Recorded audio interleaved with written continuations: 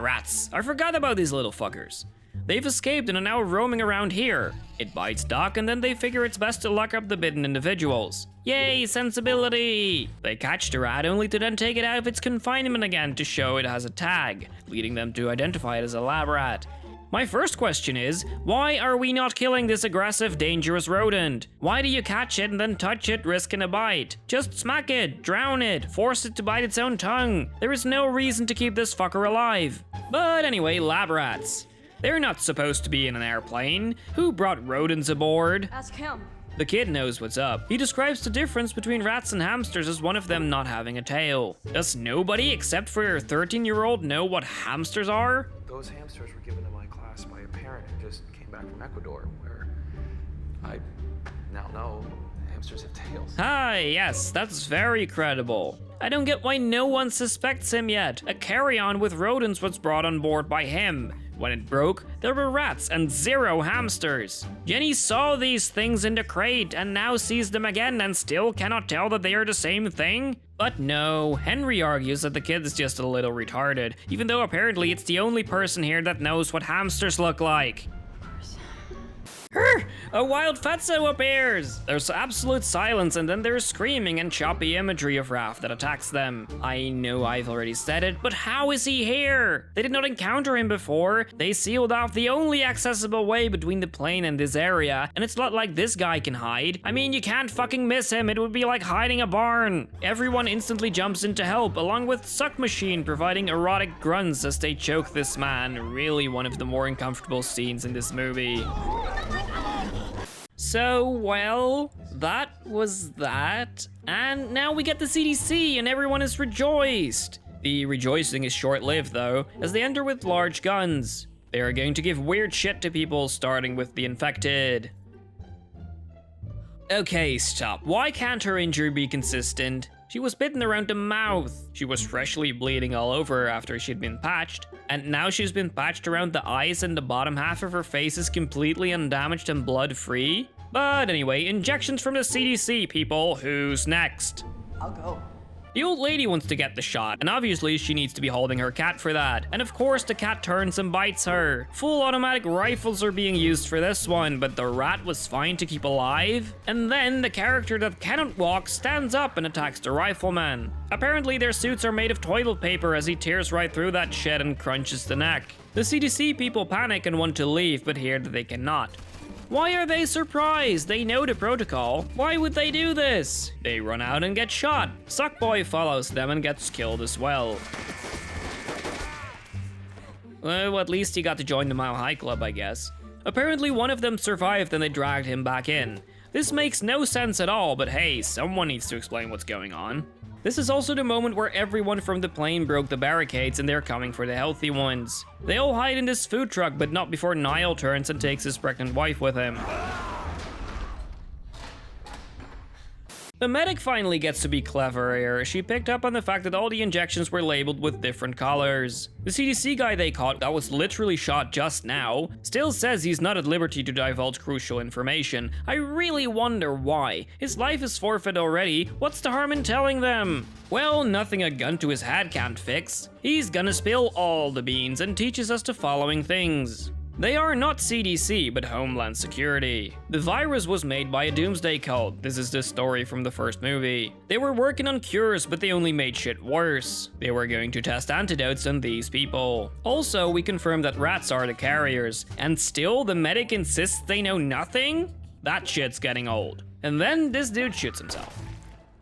So he didn't want to talk, then felt threatened by a gun to his head, talks and then does the thing to himself he tried to avoid by talking? Yeah.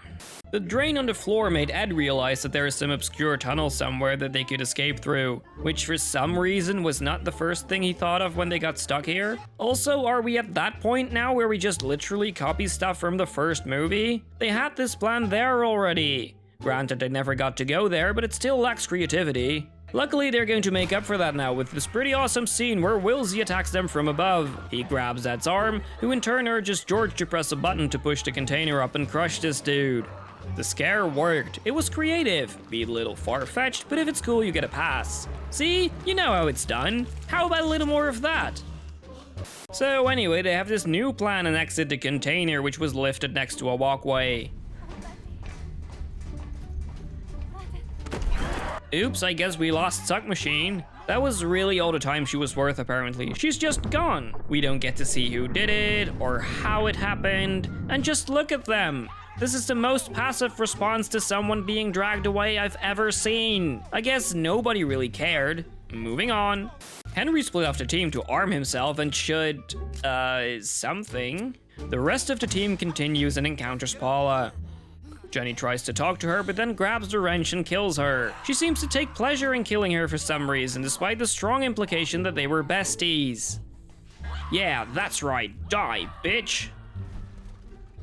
So obviously we've turned up the tempo as we're looking for a way out. They've combined the search for the schematics with this big and extremely surprising and not at all predictable reveal that Henry was the bad guy here. Something nobody seemed to be able to figure out except for the kid. Also, Niall and What's-Her-Face are suddenly here, and a few horrid screeching cat noises later, they're dead. Henry was bitten by... well, we don't know. It happened off camera. George confronts him, and then we get a speech that's surprisingly topical this year. Starting a fucking plague. Nobody else is doing anything. Are you? How many people were you planning to kill? As many as it takes. Somewhere along the way he shoots Ed, and then we get an unnecessarily disgusting scene of him jamming a 10-inch needle up his tear duct, which I've carefully edited out. The clue is that he injected himself with some antidote. Then he takes George, slaps Jenny, and leaves. Here's like 5 takes of Jenny and the medic contemplating climbing this ladder. This is not me cutting anything, this is really in a movie like this. It's even worse than my crappy intros. Splitting up has been a proven winner, so that's what we're doing again. Jenny encounters Business Guy. Quick, after her! We have to chase her through a series of shots where she has an inconsistent lead on us.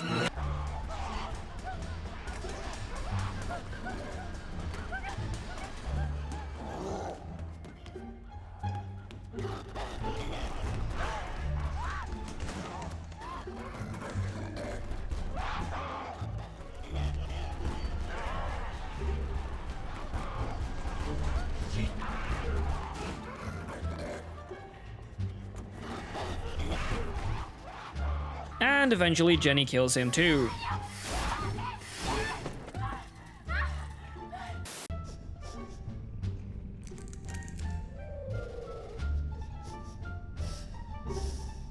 Jenny found Henry and George, and the medic finds her too and gives her thermovision goggles that the CDC left behind. It is revealed that she too has been bitten, which conveniently happened off screen so that they did not have to spend a scene in her fight. Suddenly well aware of what's going to happen, she suicides to distract the infected. She continues her journey and gets to George, who suddenly cares about her or something. Apparently the antidote did not work and Henry went bananas and attacks Jenny. But just like the others, this feral creature struggles to overpower this woman even though they were shown to overpower everyone else with ease. George shoots him and Jenny finishes him off.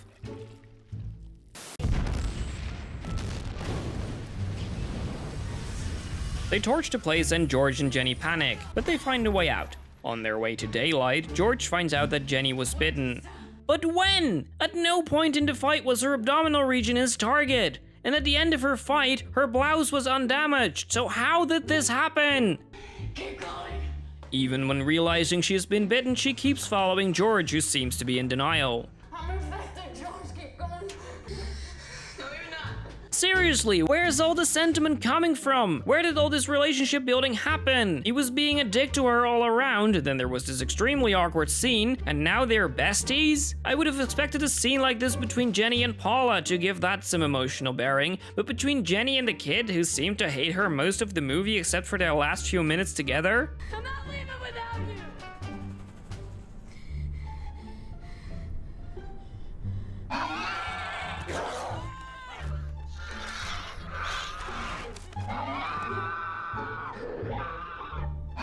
Apparently, this is what it took for him to be convinced that maybe leaving Jenny behind is the way to go.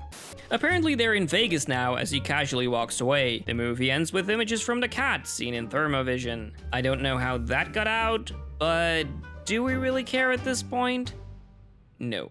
And that's where the story ends. There is no part 3, so this was it. I must say I'm kind of wondering if the kid or the cat ended up infecting the world with this shit, but that's up to us as viewers to decide. It's interesting to note that this movie confirms that everyone from the building in LA of the first movie died in the quarantine universe, as opposed to Wreck, where the lead returned in its sequels. The ending of this one also confirmed my assumption that the course of action to deal with this infection is to torch the contaminated areas, which in turn makes it weird that the footage was found. When comparing the two movies, I found that in many ways these movies were the same. The premise is identical. An aggressive virus contaminates an area and the people inside this area are locked in, try to deal with the situation, but fail and die. With the exception of George in this movie. I found it an odd choice to have a survivor at the end of this story, given the plot of both movies. Besides, the movie is called Terminal. Would it not make more sense if it actually was Terminal then? Or maybe it is, and everyone does die because he escaped. I guess we'll never know. There are some notable differences between the two movies though. The first thing you'll instantly notice is that they let go of the found footage style, but instead have a regular movie perspective. While I didn't really mind in the first movie, and even thought it had a charm in some ways, I think dropping the shaky cam was the right way to go here. It would be really hard to justify a camera being present here. They did stick to the no score style where they relied solely on the actual sounds for the most part, although it's pretty obvious they were using stock animal sounds, which was a really weird call. The biggest plus from the original Quarantine was its pretty solid effects, makeup, ambience, etc. And in the sequel, they just forgot how to do it. I felt like I was watching bootleg Quarantine. I guess the eyes were kinda cool, but why would you change the infected's look if it was so successful in the first one? It's supposed to be the exact same thing, why is it different? Why suddenly rely on quick shots where you can't see what's happening to mask the poor quality? Why insult your own work by adding barks and cat screeches to infected humans? This was done so much better in the first one. To its credit, the scenery change was done well, both between movies and within the movie itself. When it started, I was already wondering how they were going to make a viable story whilst making it believable that they'd keep this tiny plane in the air. But they actually made the logical step of landing it. Unfortunately, some bad things from the first movie did not change. The lack of proper characters and character development was one of them. I feel like they tried harder this time, but it still did not really deliver.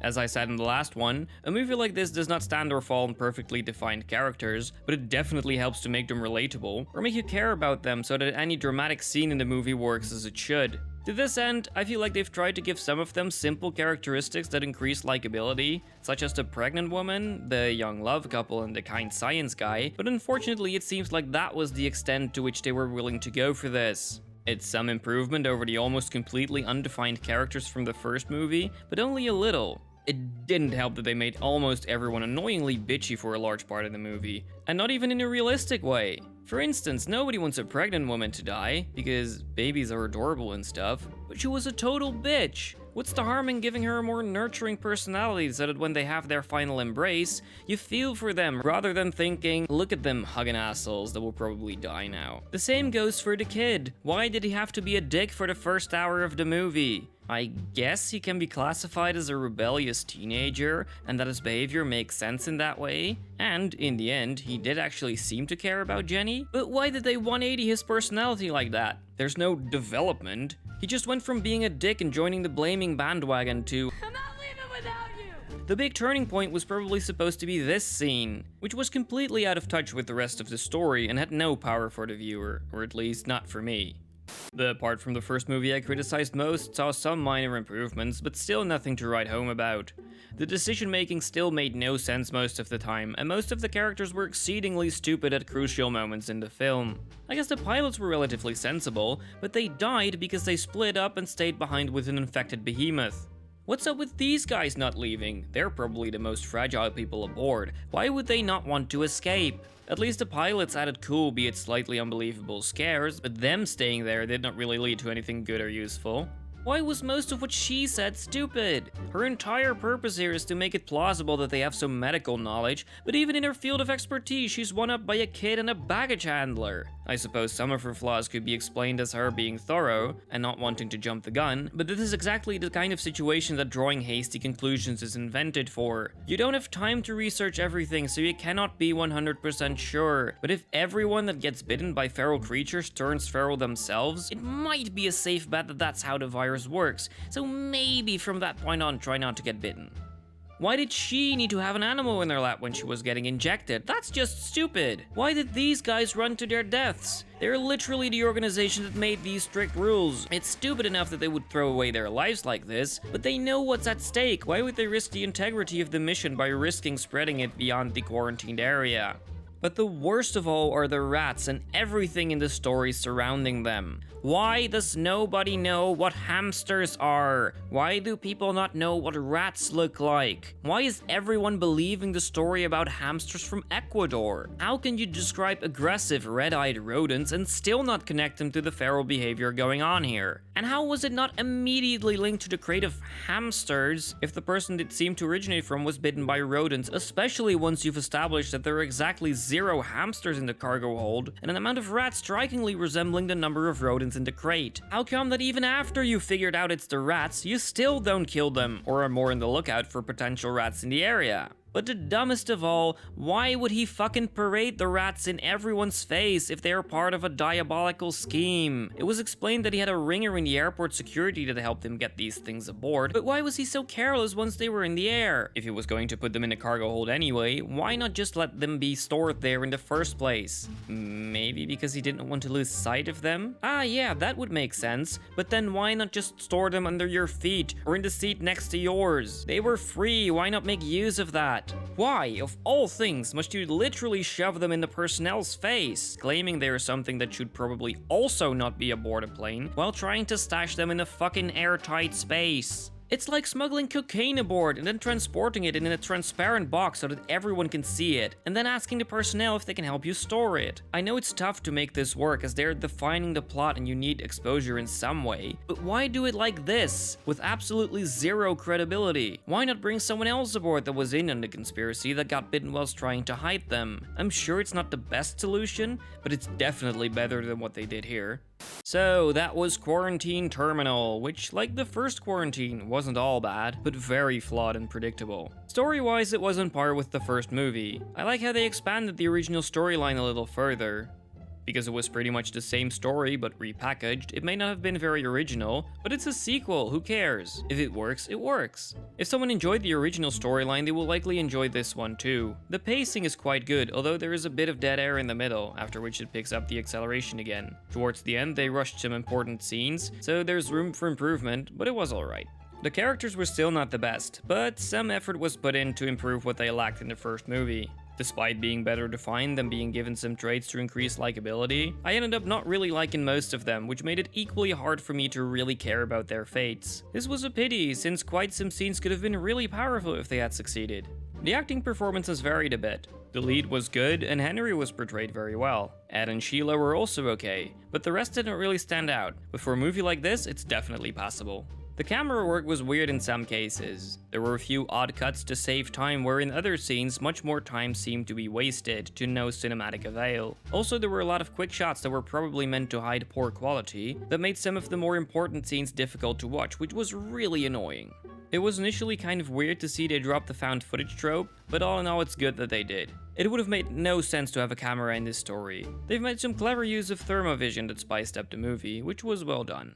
In story execution, the quality suffered some losses. Similar to the first Quarantine movie, this one had a lot of weird decisions and situations that made no sense, complete with explanations that made even less sense, or that bring up a lot of questions due to mismatches with events from other scenes. It's difficult to make something like this have a flawless story, but a lot could be done much better to make it less predictable and more credible overall.